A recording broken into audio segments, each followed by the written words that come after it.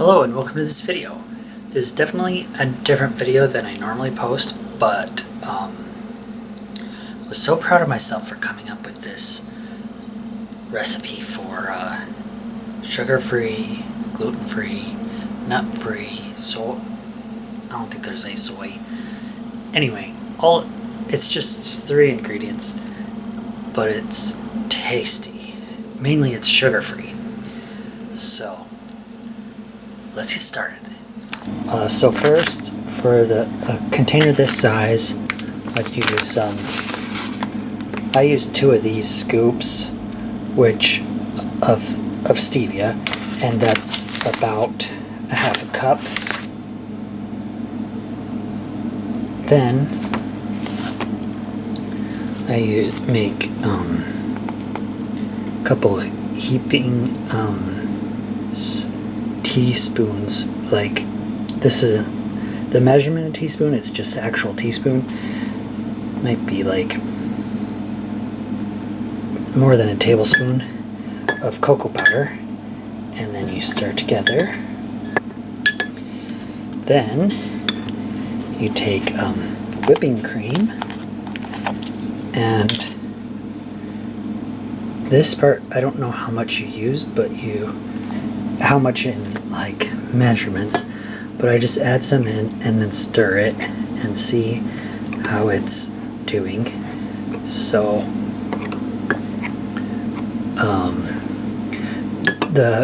what you want is for it to kind of clump up a little bit like it is. I need a little more cream. So see how it's kind of clumping up like that? I don't want to over stir it. So I'm going to leave it like that.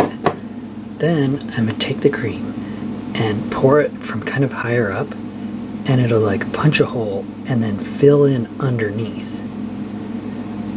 And this part you can add as much or as little as you want.